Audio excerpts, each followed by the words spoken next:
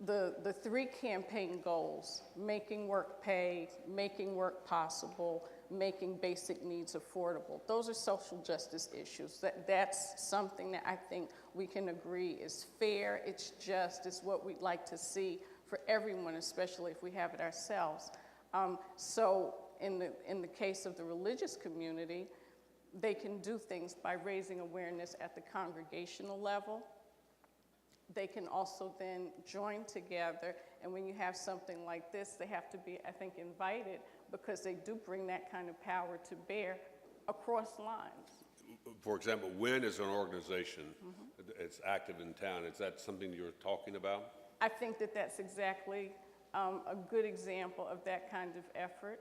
I think, too, that when you look at an organization like mine, a faith-based nonprofit, that's one where you're talking about at a basic level. A Church of the Reformation, came together and decided 20 years ago, and I'm quite sure that 20 years ago they didn't necessarily think that they'd still be here, that it would be a nonprofit that would serve about 700 people a year. But yes, so something like WIN, there are other groups, and I think that to be a part of a group like this, because this is a large collective, across groups effort. I kind of define myself as a Seventh-day agnostic, but is there any other comment on religious activity and how that can be incorporated into your plans for a movement? In many ways, the faith community has sort of competed with the nonprofit community in trying to secure dollars for funds for programs that they want to run.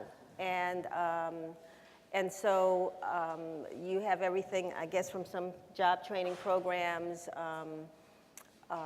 workforce development programs, feeding programs. I think the churches have done a good job in trying to come together to feed families in their communities that are in need of food, all kinds of social welfare programs. And the churches are actually, from those faith leaders that I've talked to, are sort of, there's a division between some of them with regards to what their role actually should be. Should they be simply ministering to the Spirit or providing social service programs? And I have actually heard one pastor say to me, that's not our job to do the social service work.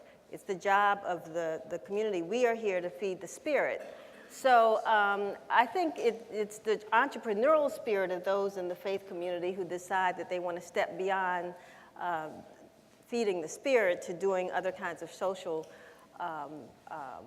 offering some social support to their constituents and in the neighborhoods in which they serve.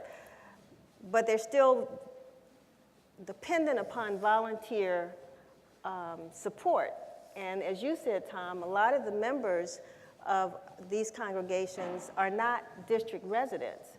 And so I think that's where churches get into some of these programs and then find they are not really as productive as they would like them to be because they don't have the resources to make them happen, except when they're supporting organizations like yours and others.